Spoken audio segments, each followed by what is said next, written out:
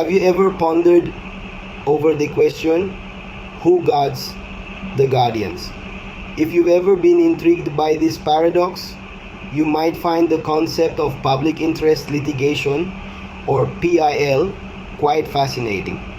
This legal avenue, particularly prevalent in Indian law, is designed to protect the public interest, often acting as the watchdog where other safeguards may fall short. Historically, litigation was a dispute between two parties, with the court acting as a neutral arbiter. However, in the 1970s, a shift occurred, leading to the emergence of what we now know as public interest litigation. This new form of litigation allowed the court or any other private party to introduce litigation in a court of law, even if they were not the aggrieved party. This radical change in legal proceedings was driven by the necessity to ensure justice for those who lacked the resources or the freedom to approach the court themselves. Public interest litigation, in its essence, is litigation filed for the protection of public interest.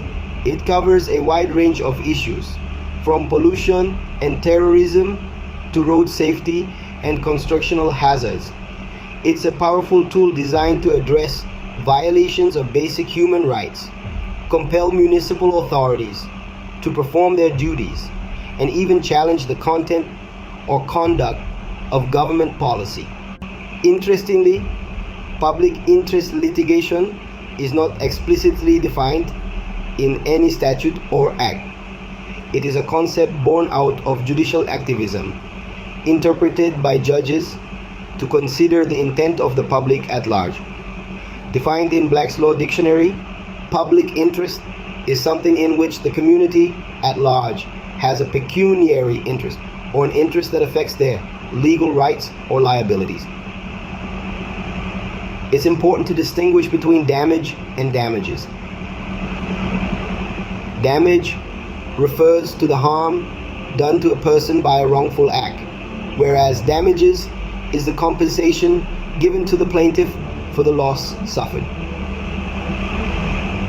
In the context of public interest litigation, the violation of a legal right is paramount, for without it, no action in tort will lie, even if there's considerable pecuniary loss.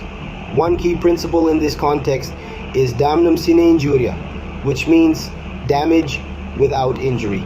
This principle denotes actual harm or loss caused without the violation of a legal right. To illustrate, consider the Gloucester Grammar School case, where the defendant, by setting up a school near the plaintiff's school, had exercised his legal right.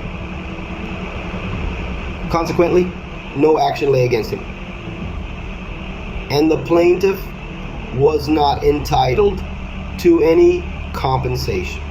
Public interest litigation is a beacon of justice for the public at large, ensuring that no harm to the public interest goes unchecked. It's a tool that empowers the public and holds the powerful to account. It serves as a testament to the age-old adage, justice must not only be done, but must also be seen to be done.